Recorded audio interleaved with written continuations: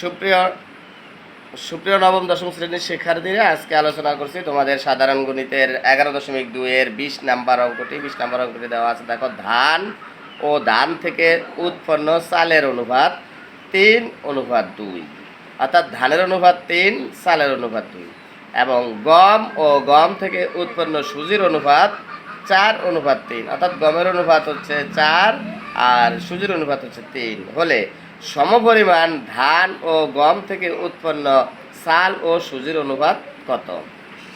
অঙ্কটির সমাধান দেখো। ধান অনুপাত চাল ইকুয়াল টু 3:2 আমরা বইতে পেয়েছি।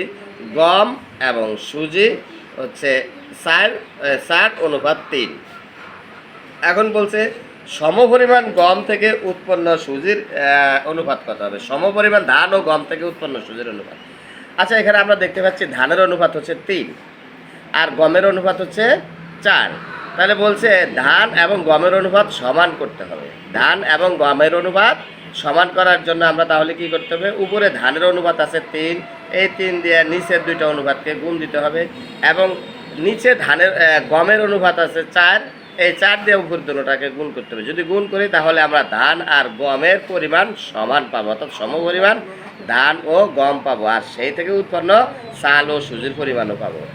আচ্ছা, এখানে তাহলে ধানের অনুপাত আছে 3, 3 দিয়ে আমরা নিচের দুইটাকে যদি গুণ দিই, 3 দিয়ে 4কে গুণ দিলে 3 4 12, 3 দিয়ে 3কে গুণ দিলে 3 3 9। তাহলে নিচের গমের অনুপাত আছে 4, 4 দিয়ে উপরে দুইটাকে যদি আমরা গুণ দিই 3 4 12, আর 4 দিয়ে 2 কিন্তু গুণ দিলে 4 দুগুণে 8। তাহলে ধান এবং গম সমান হয়ে গেছে। নতুন দেখো, নতুন যে আমরা অনুপাতটি পেয়েছি, এখানে এই ধানের অনুপাত আছে 12, গমের অনুপাতও আছে 12। তাহলে আমরা ধানের অনুপাত এবং গমের অনুপাত সমান করেছি, সমপরিমাণ। এই উপরটাকে 4 দ্বারা গুণ দিয়েছি, 4টা আমরা এই নিচের থেকে পাইছি গমের অনুপাত থেকে, নিচেরটাকে 3 দ্বারা গুণ করছি, এই 3টা পেয়েছি আমরা এই ধানের অনুপাত থেকে।